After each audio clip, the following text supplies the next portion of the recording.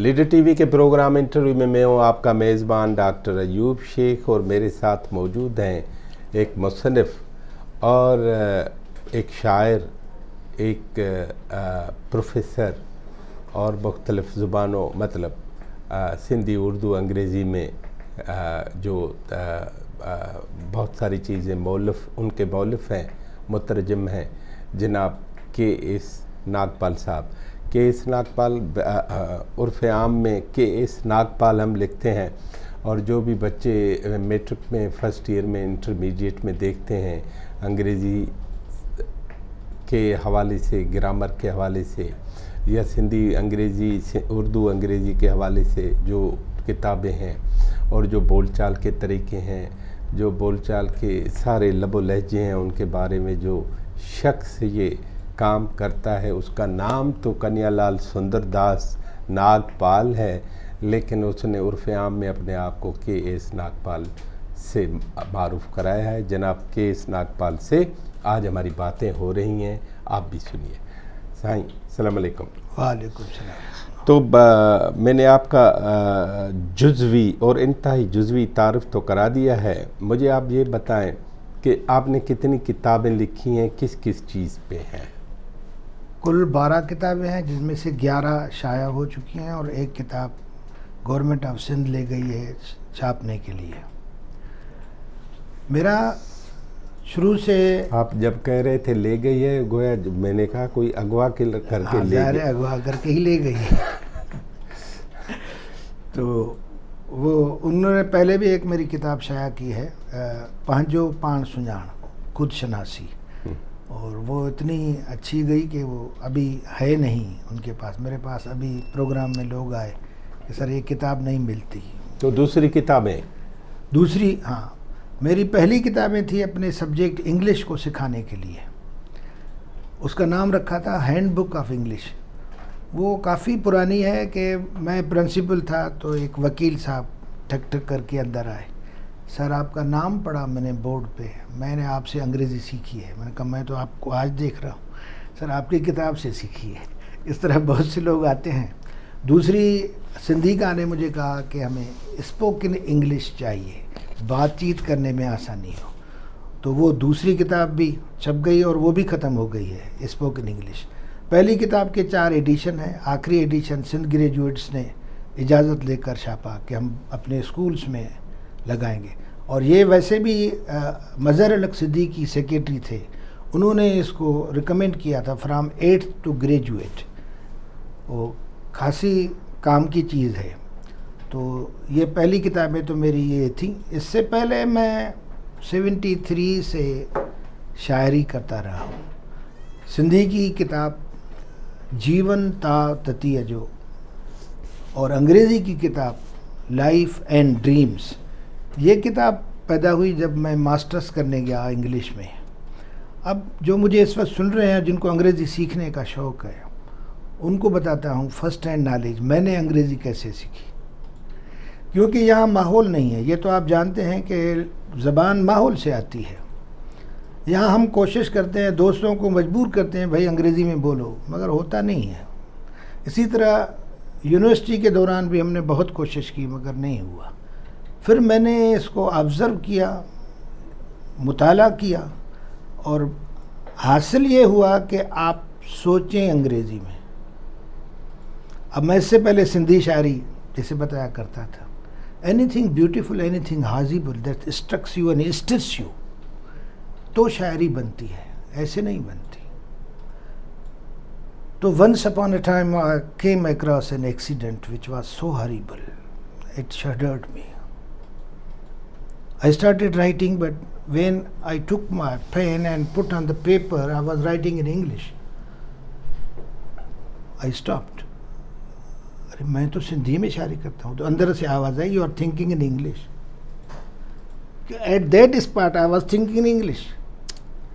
मुझे एक बात बताएं नागपाल, ये आप इस माहौल में हैं, ये माहौल सिंधी का है, आप इस माहौल में, ये माहौल उर्दू का है, फारसी का है, तो आप अंग्रेज़ी में कैसे सोचेंगे?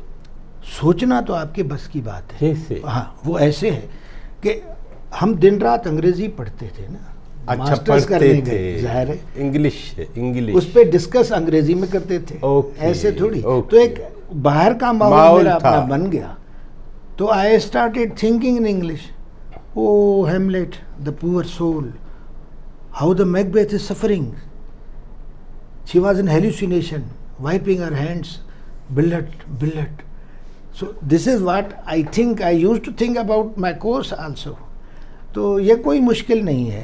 आप सिंधी सीखना चाहते हैं, सिंधी लोगों तो के पास आपको अंग्रेजी बच्चों को बता रहे हैं कि सीखने के लिए ज़रूरी है कि पहले सोचें अंग्रेजी में, माहौल से जितना पढ़ सकें, क्यों एक चीज़ आपके पास हो। हाँ। पहले तो आप बेसिक ग्रामर ज़रूर जानें, ठीक। इससे बगैर कोई गुजारा, वरना अंग्रेज़ी जो गलत बोलेंगे या गलत लिखेंगे वो किसी काम की नहीं है।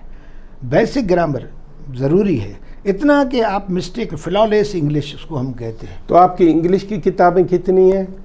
मेरी हैं तो 2, मगर उसकी मुख्तलिफ एडिशंस एडिशंस आया, रीप्रिंट्स हुए हैं। हैंडबुक ऑफ इंग्लिश है, दूसरी स्पोकन इंग्लिश है। ठीक है। और सिंधी शायरी की कितनी? सिंधी शायरी की एक किताब है, एक किताब। बस। फिर शायरी मैंने छोड़ दी। ठीक है। मुझे जब शौक हुआ फिलहाल फिलॉसफी, शायर जो है वो हाँ फाजिल पुरजा जात होते हैं जी, सोसाइटी के। एग्जैक्टली ये फील किया मैंने अच्छा। बाकायदा।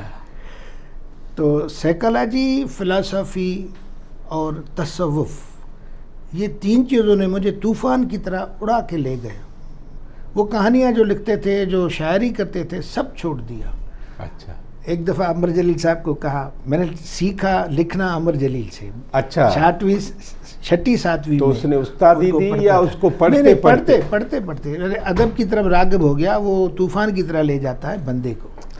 तो अब मेरी उनसे जब बहुत गहरी दोस्ती हुई, नशस्त बर्खास्त हुई, मिलना जुलना हुआ, तो जब मैंने अदब छोड़ दिया ये सब कुछ, तो मैंने उनको एक दिन कहा, सर अब मैं बेअदब हो गया हूँ। समझ गए मुझे, क्योंकि मैं अदब पढ़ता नहीं हूँ, मुझे अब ये फजूल लगता है।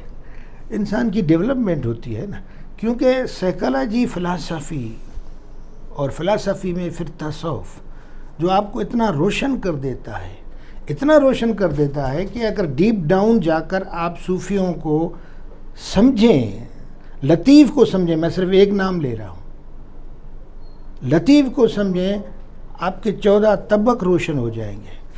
और जिनके नहीं होते वो लतीफ़ को नहीं समझ सकते। अच्छा, मतलब समझने में अभी कोई कमी बेशी रखी है? बहुत ज़्यादा है, हाँ। बहुत ज़्यादा है। और मैं ये भी कहूँगा, ये भी एक डिवाइन ब्लेसिंग है कि आप उस चीज़ को हासिल कर सकें। ये डिवाइन ब्लेसिंग क्या है? होती है जी, ये साइंस का, ये लॉजिक का दौर है, मेटाफिजिक्स है ये। हाँ। और अगर आप नहीं मानते तो आइंस्टाइन को तो मानेंगे ना। हाँ। आइंस्टाइन कहता है there is something deep down हाँ।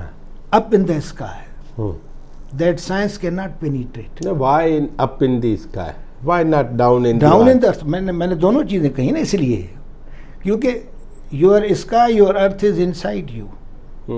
जो ब्रह्मंडे सोई पिंडे, जो खोजे सो पाए, जो खोजे सो पाए। वही जो मैं कह रहा हूँ ना, जो खोजे उसको अगर मिल जाए ना, फिर उसको ये बाहर का इल्म, लतीफ़ साईं जहाँ बोलता है ना, वो ऐसी ज़बानें बोलता है जो 21 सदी के प्रॉब्लम्स हैं, मगर बंदा समझता नहीं है।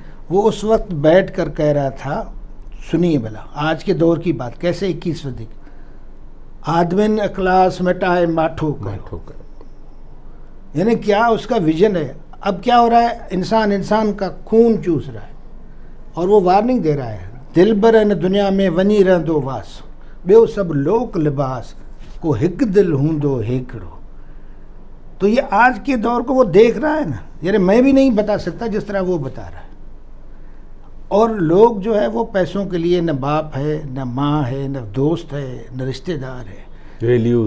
वैल्यूज़ कुछ वक्त ऐसा था, हर कॉलेज, यूनिवर्सिटी, स्कूल के बाहर शेक्सपियर के 3 लाइन का कोटेशन छपा हुआ था दरवाज़ों पे। क्या? Money last nothing last, health last something last, character last everything last. और आज आप लिखें, क्या लिखें? कैरेक्टर लास्ट नथिंग लास्ट, उल्टा करें जो नजर आता है। कैरेक्टर लास्ट नथिंग लास्ट, अखलाक हेल्थ गया, लास्ट कुछ नहीं गया। हाँ, health last something last, money last everything last. उलट हो गया किस्सा उसका। अब ये मेरी बात लतीफ़ साईं कैसे बता रहे हैं? आप कह रहे हैं कि वो लतीफ़ साईं 21वीं सदी में बता रहे हैं। माण्हू घुरन माल मां ऐं सभिनी सभिनी घुरां घुरां सुपरी। दुनिया तंहिं दोस्त सां फिदा कयां फिलहाल।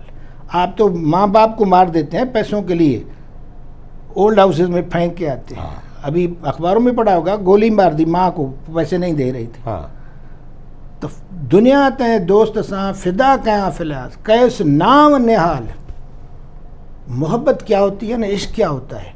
नाम सुनकर आप अपने आप को निहाल समझे, बेइंतहा खुश समझे, गदगद, सिंधी में जी चइबो आहे गदगद थियणु, हिकिड़ो टिपिकल एक्सप्रेशन आहे। पसण तां परे थियो, यानी ये वो लोग हैं, यानी मैं कहता हूँ मेरे तो रंगूठे खड़े हो जाते हैं। गुरु नानक का बताता हूँ इसी मोहब्बत पे। ते साहिब की बात जो आखे, कहो नानक क्या दीजे। ते तुम्हारी साहिब की बात बातें। जो आखे, जो मुझसे तुम्हारी बातें करे, तुम्हारा जिक्र करे, मुझे उस जिक्र के ज़रूरत आपके करीब ले आए। कहो नानक क्या दीजे, शीस वढ़े कर आसन दीजे। वाह, सिर काट के उसको बैठने की जगह बनाओ, ये भी काफ़ी नहीं। वाह। विण सिर, विण माने सिवाय, विण सिर सेव करीजे, उसकी खिदमत करो, वो तुम्हें यार की बातें सुनो। बगैर सर के उसकी खिदमत में लगे रहो, तो ये और तसव्वुफ यार है। की बातें जो सुनते यार रहो। की बात करे, जो आखे सिर्फ वो वाह। बातें करे। वाह। मुंह से डिठा मां जिनी जिनी डिठो डिठो प्रिय प्रिय के, के, तिनी करे संधी न का गाल, करे करे न न सगा सगा गाल। का। तो असली हासिल ये है भाई, आप समझें, इस चीज़ को समझें। समझने के लिए एक सिर्फ बैत है शाह लतीफ़ का, बात यहाँ की है जिसको समझ में आए। जा भूं पेरे मुंह, ज़मीन जो मेरे पांव तले है, सा भूं मथे सजने, सजने। कब्र अपने अजीज तरीन हस्ती को आप डाल के आए, उसके ऊपर वो मट्टी, वही जो मट्टी मट्टी मेरे पाँव के तले नीचे है, थी, वही अब वो मट्टी मेरे महबूब के ऊपर हमने रखी। धिंग लटबा धूड़ में उभे उभे डिठा, डिठास। खुद गए थे, खड़े होकर दफना दिया। डी अमड़े डूं उठी लोच लतीफ चाहे। 2 दिन की ये जिंदगी है, तुम क्या हिसाब लेकर बैठ गए हो। लोच, इंसान के लिए काम करो, क्या लोचना है जी, खल्के खुदा के लिए काम करना है, यही इबादत है। तो ये लोग सिखाते हैं, ज़िंदगी का हासिल सिखाते तो ये तो हम आ गए आपकी किताबों में, लेकिन किताब से पहले आपने स्कूलों में पढ़ा भी। हैं। जी बिल्कुल। तो मैं चाहता हूँ हाँ। कि हम फिर से एक छोटे से वक्फे के बाद शुरू करें आपके आबा व अजदा की बातें। ठीक है, और फिर वापस इसी लतीफ़ और गालिब और गुरु नानक पे आएंगे हम। Correct correct. नाजरीन, एक छोटे से वक्फे बाद हमारी बातें प्रोफेसर के एस नागपाल साहब से जारी रहेंगी। हमारे साथ रहिए।